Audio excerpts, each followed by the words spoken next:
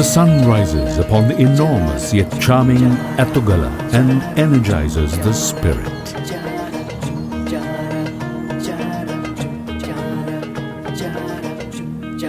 Since 1922, this tower memorializes the valiant soldiers who sacrificed their lives in the World War. From Colombo to Kurunegala, it takes 2 hours and 30 minutes at a relaxed pace to start your adventure, be it in a steamy bus or a classy train. You can choose your ride.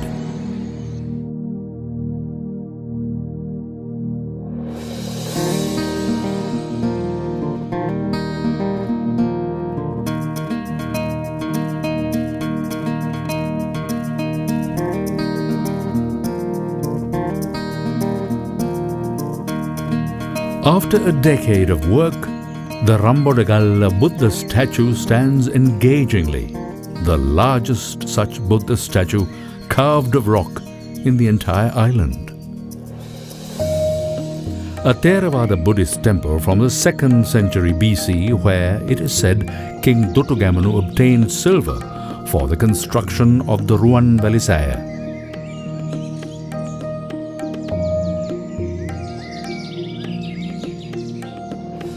Riddhi Vihara, built by King Kirtisri Rajasingha of Kandy, gives evidence of the skills, patience and uniqueness of the indigenous sacred statuary. The exceptional Vihara complex offers premium facilities to visitors, free of charge.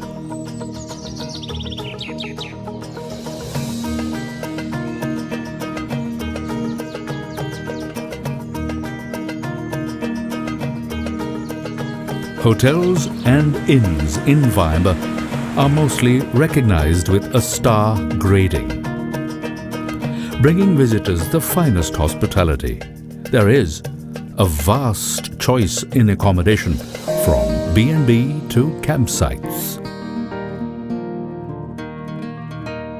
Sri Lankan Ayurveda in Wayamba is distinctive. One can experience the authentic treatments that supplies just about every need.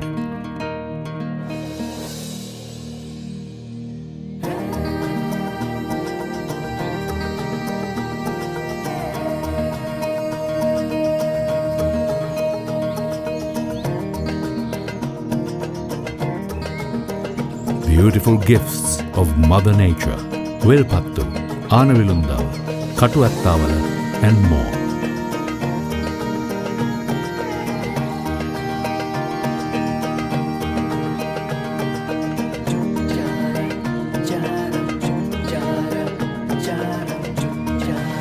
Arankale, the forest monastery which was designed to shelter Buddhist monks who spent their time in meditation in their aspiration to reach the ultimate state a human can.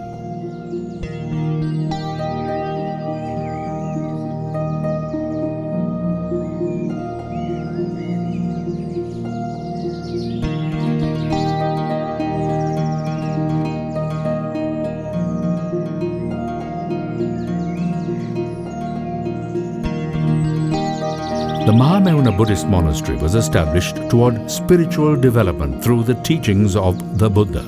The monastery is a warm and welcoming place for everyone in search of true happiness through Dhamma and meditation.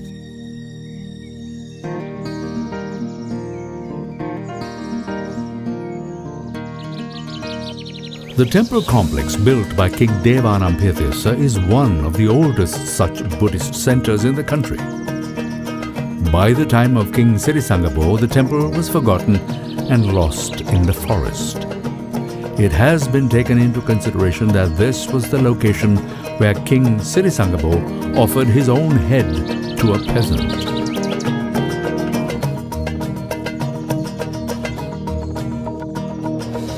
With the birth of the Dhammadenya kingdom, King Vijayabahu II built a stronghold there.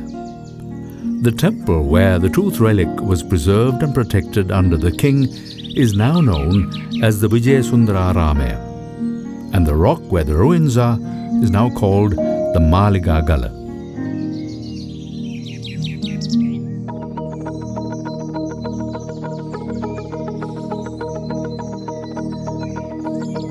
Wayamba served as the capital of Sri Lanka in the later part of the 13th century.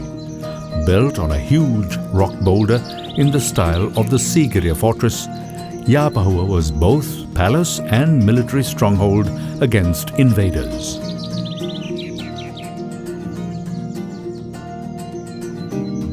Panuasnuwara is an ancient city in the Kurunegala area which functioned as the capital of Sri Lanka for a very brief period. King Parakramabahu set up his temporary capital in this city during the 12th century.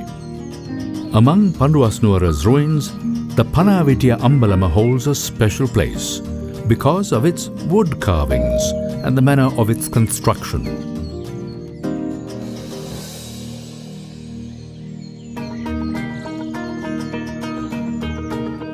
Agriculture is the main livelihood of these villages.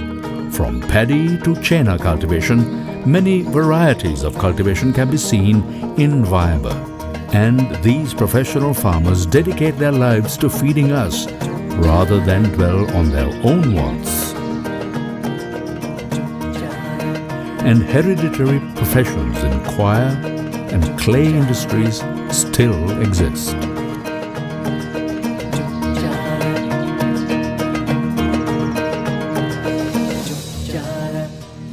A loyal bond of beautiful hearts.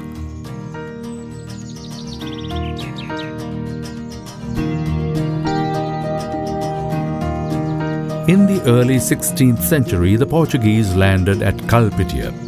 The King of Portugal bestowed this territory to the Jesuits, who built a chapel there, establishing a small garrison to defend it. That building was renovated around 1840, when a semicircular porch with brick and plaster pillars with Corinthian capitals was added, together with 3 spires on its front gable.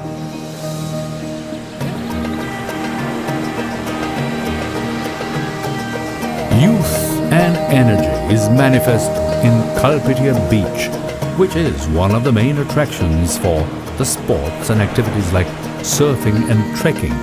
It is also of economic importance because of its geographical position and for the aquatic life which attracts foreigners.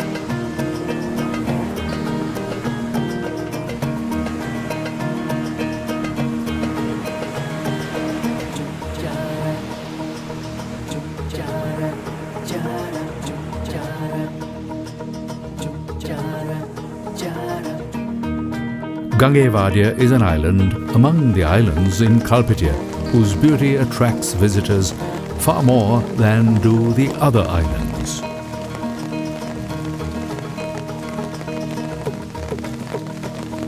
The Munneswaram Temple is an important regional Hindu temple complex in Sri Lanka.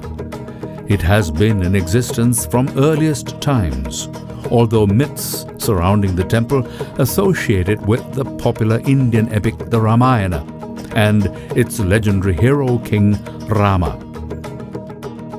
The Wayamba province is truly one with a mix of many religions and cultures, but which flourishes in their unity of purpose. Afro-Lankans, commonly known as Sri Lanka Kafirs, are the smallest ethnic group in Sri Lanka. At present, there are about 1,000. They live in Sri Lanka's coastal areas like Trincomalee, Badiklo and Negombo.